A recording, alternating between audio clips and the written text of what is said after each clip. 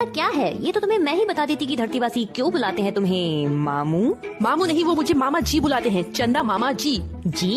इतनी इज्जत कौन दे रहा है तुमको? हाँ ये सच है, धरतीवासी मेरी बहुत इज्जत करते हैं और तुम्हारी नजरों में मेरी कोई वैल्यू नहीं है। वैल्यू? तुम्हें तो शुक्रगुजार होना चाहिए मेरी ग्रेविटी का, जिसने तुम्हें खींच के रखा है और सौभाग्य से उस ग्रह के चांद बन गए जिसपे जीवन है। तुम्हें मेरी वैल्यू तब पता चलेगी जब मैं यहाँ से चला जाऊंगा। गाइस, मैं तुम्हें बताता हूँ कि तुम लोग कितने जरूरी हो एक दूसरे के लिए। गुरुजी मुझे आपका लेक्चर नहीं सुनना है। ठीक है, सुनो।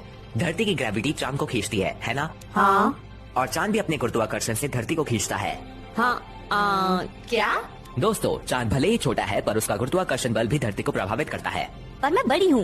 अर्थ पर ये छोटू भी तुम्हारे धरतीवासियों के लिए बहुत ज्यादा जरूरी है। तुम्हें पता है कि चांद की ग्रेविटी की वजह से तुम अपने एक्सिस पे लगभग 23 डिग्री तिरछा घूमती हो, इसीलिए तुम्हारी रोटेशन की गति कंट्रोल में रहती है। तो अगर ये छोटू नहीं होगा तो तुम्हारी घूमने की गति बहुत तेज हो जाएगी और फिर तुम पर मौसम बहुत तेजी से बदलने लगेंगे। और तुम्हारे लिए ये जानना भी जरूरी है कि चांद की ग्रेविटी तुम्हारी समुद्री लहरों को खींचती है और अगर ये छोटू नहीं होगा तो इसका कंट्रोल सूरज के पास चला जाएगा और फिर तुम्हारी सतह पर भूकंप और सुनामी जैसे हालात पैदा होंगे और ये परिवर्तन तुम पे मौजूद जीवन को खतरे में डाल देगा। तो ये चिलगुसा मेरे लिए इतना जरूरी है? तो अब जब तुम्हें मेरी वैल्यू पता चल ही गई है तो माफी मांग लो, माफ कर दूंगा। गुरुजी एक काम करते हैं, आप अपना सबसे बड़ा चांद गैनीमेड मुझे दे दो और इसे ले लो। क्या? इसमें